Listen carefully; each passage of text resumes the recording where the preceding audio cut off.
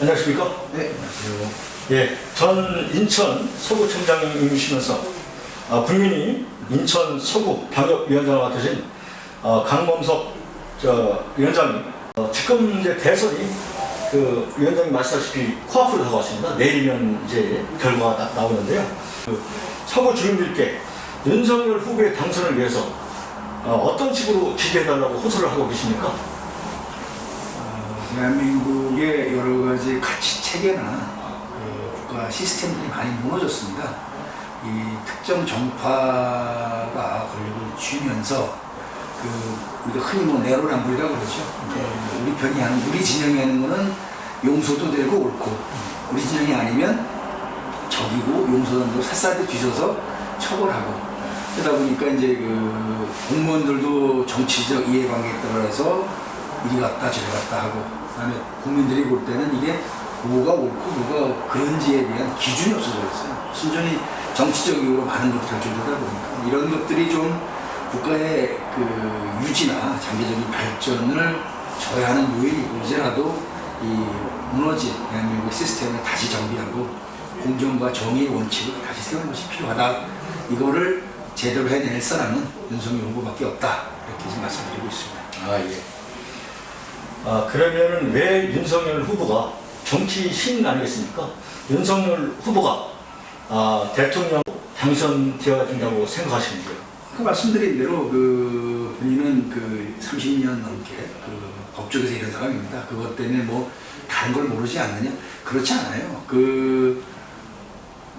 국정의 모든 것을 다 알 필요도 없고요. 다 알 수도 없습니다. 우리가 대통령을 뽑는다는 건 무슨 만물 박사를 뽑는 게 아니지 않습니까? 중요한 국가의 원칙을 분명히 지키고, 그리고 그 정해진 원칙에 따라서 각각의 역할을 정확하게 나누어주고, 그 나누어진 역할들을 제대로 수행하는지를 관리 감독하면 되는 거죠. 아니 사단장이 1등병하고 같이 소총을 쏘는 대단장 역할은 아니잖아요. 네. 소총수들이 어떻게 싸우도록 관리하는 중간 간부들을 또 관리하는 게 사단장 역할인 것처럼, 대통령이 모든 것을 알 필요는 없는 거고, 이것처럼 공정과 정의의 원칙을 가지고 공공부문은 공공부문대로, 민간부문은 민간부문대로, 기업은 기업대로 자기 역할을 잘할 수 있도록, 그리고 잘할 수 있는 기본의 국가의 룰, 원칙이 잘 유지되도록 해주는 역할이 지금 필요한 상황인데, 그걸 제일 잘할 사람은 역시 윤석열 후보죠. 그렇습니까? 캐치프레이즈가요, 국민이 키워준 윤석열이라고 그렇게 하고 있습니다. 사실 민주당 문재인 정권에서 문재인 대통령께서 중앙지검장, 서해를 파기한 중앙지검장하고 또 검찰총장을 시켜줬습니다. 사실 따지고 보면 문재인 정권이 키웠다고도 해도 과언은 아닌데, 많은 국민들이 그렇게도 얘기도 합니다. 문재인 대통령하고 민주당을 배반한 거 아니냐, 이렇게 말을 하거든요.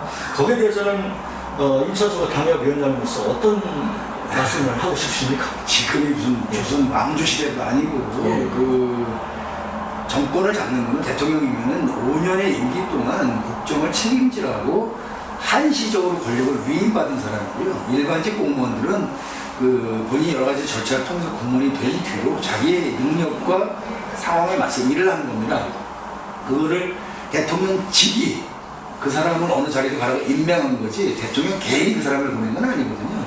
왕조 시대가 아니에요. 왕이 아니에요, 대통령이. 그러니까 현직 대통령이 자기의 인사권을 가지고 누굴 어디로 이렇게 배치했다고 해가지고 그걸 마치 무슨 큰 은혜를 베푼 것처럼 생각하는 것도 좀 민주적 사고방식이 좀 부족한 사람들이고, 또 설령 그렇다 치더라도 문재인 대통령이 중앙지검장과 검찰총장을 시켰지만 그 사실 자체만이 윤석열이라고 하는 사람을 정치인으로 대통령 후보로 올려준 건 아니거든요.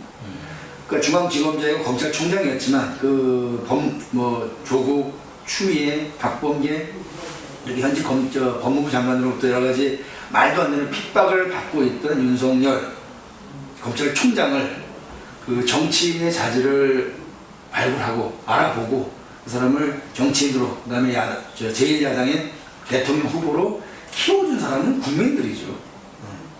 역설적으로 현재 위치까지 올라오는 데는 우리 추미애 전 법무부 장관이랑 예. 문재인 대통령이 도와준 건 사실 있긴 있겠네요. 뭐 그렇게 따지면 뭐 도와줬다 할 수 있겠지만 키워주고 만다는 표현 자체가 요즘 같은 민주사회에서는 맞지 않습니다. 국민의 선택을 받은 것 뿐이죠. 그러면요, 위원장님, 그 윤석열 그 대통령 후보께서 국민이 순수한 부분도 있으신 것 같고, 사실 정치 경력이 짧다 보니까 대통령이 되시고 나서 이제 정치, 경제, 사회문화 이제 여러 가지 이제 관여할 부분이 많지 않습니까? 그런 부분을 걱정하는 것 같은데요. 그러면 윤석열 후보께서 대통령이 많이 되신다고 그러면 그 어떤 식으로 그 대한민국을 그 이끌어 가신다고 생각을 하시는지요? 가장 바람직하기로는 이제 우리가 산업화 시대를 넘어서 민주화 시대를 극복해서 또 다른 대한민국으로 나아가야 되는데, 그게 사실은 어떻게 보면 시기적으로 보면은 DJ 정권 이후로는 늘 그런 것들을 고민해 왔는데 넘어가지 못하고 계속 지금 잡혀 있어요. 그러니까 다른 차원으로 넘어가되 이제는 산업화 세력이다 민주화 세력이다 이렇게 서로 진영 간의 갈등과 분열을 좀 극복해서 국민 통합의 길로 나가야 된다고 보고요. 그다음에 이제까지 있는 뭐 국민의힘, 뭐 민주당 이런 식의 정당 체제, 양당 간의 뭐 분종 구조 이런 것들에 대해서 좀 근본적으로 좀 변화가 있으면 좋겠다. 네. 그래서 국민들로 하여금 과거와는 다른 정치적 틀을 통해서 새로운 정치, 새로운 대한민국을 가도록. 그리고 결국 그렇게 보면은 정계 개편, 뭐 정치 개편에서 뭐 정치 교체의 말도 나오는데 또 동의합니다. 정계도 개편될 필요가 있고, 정치도 바뀔 필요가 있고, 사람도 바뀔 필요가 있고, 현재 정당 시스템도 바뀔 필요가 있고, 그러다 보면은 이게 현재 시기에 맞는, 예를 들어 4차 산업혁명이나 이 젊은 MZ세대가 주역으로 올라온 이 시대에 맞게 그 정당 시스템, 정치 체제, 대한민국의 그 국가 시스템들이 다 정리될 필요가 있는데, 그런 거에 좀 기반을 만들고 물꼬를 트는 대통령이 되셨으면 참 좋겠다 생각합니다. 예.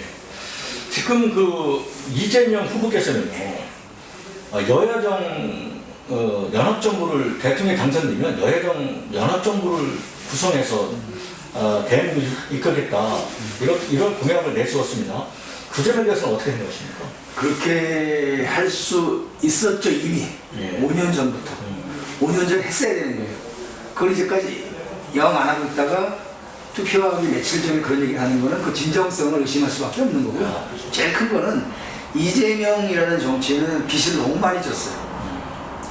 민주당의 그 아주 그 원로부터 시작해가지고 많은 사람들로부터 빚을 졌고, 그 사람들이 그들로부터 벗어날 수가 없는 사람입니다. 그리고 본인 자체가 구시대 정치인이고, 빚을 많이 진 사람은 새로운 개혁을 하기는 어렵습니다. 윤석열 후보는 빚진 게 없는 사람이에요. 뭐 국민의힘에 입당한 지도 뭐 이제 1년이 반 넘었을 뿐이고, 정치 시작한 지 얼마 되지도 않았고, 더군다나 뭐 과거식으로 정치를 하거나 선거를 하지 않기 때문에 누구한테 무슨 뭐 돈이라든지 뭐 정치적 은혜라든지 갚을 빚이 없는 사람입니다. 이런 사람은 그 새로운 혁명, 새로운 실험을 할 수 있어요. 개혁 작업도 할 수 있고.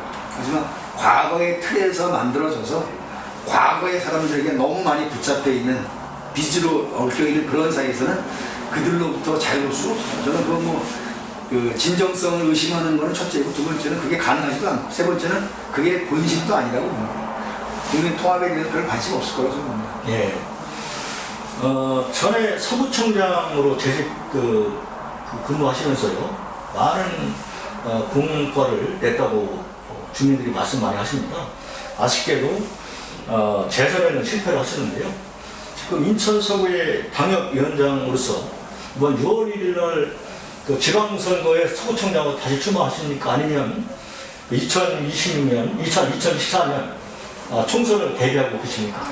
말씀해 주시죠. 기본적으로 당협위원장은 이제 그 국회의원 출마를 기본적으로 목표를 갖고 있는 사람들이죠. 예, 뭐 여러 가지 권유나 뭐 제안을 뭐 듣고 있습니다. 지금은 제 얘기를 할 때는 아니고, 예. 일단 뭐 며칠 안 남았더라도 결과가 나오기 전까지는 겸허하게 그 대선에 최선을 다하고 결과를 받아본 뒤에, 그 뒤에 저 개인적인 진로에 대해서 고민해도 늦지 않다고 생각합니다. 예, 알겠습니다. 저 위원장님 마지막 질문 드리겠습니다. 이번 대선이 하루 앞으로 다가왔습니다. 어느 대선 때보다도 너무 치열한 대선인 것 같습니다. 국민이 인천 서구를 이끄시는 총수로서 인천 서구의 당협위원장님으로서 선거가 이제 하루 앞으로 다가왔는데요. 서구 주민들께 이번 선거에 대비해서 어떤 말씀을 하고 싶으십니까? 뭐 마지막으로 한 말씀만 드리면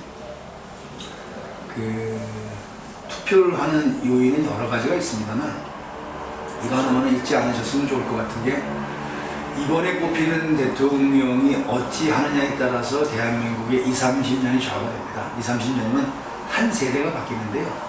한 세대를 허송세월하게 되면은 대한민국이 번영은 고사하고 유지가 어려울 정도의 처지로 갈 수도 있습니다. 이게 당장 먹기 좋은 포퓰리즘은 우리가 미래 세대로부터 그들의 재산을 약탈해 쓰는 거고요.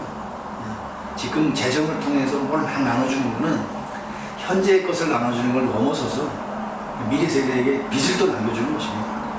그러니까 당장 내 입에 들어가는 단 것에 취할 것이 아니고 나만이 이 세상 가는 게 아니기 때문에 우리 아이들이 살아야 할 대한민국의 미래를 위해서 이번에 어떤 사람이 되어야 되는지 좀 잘 생각해 주셨으면 하는 바람.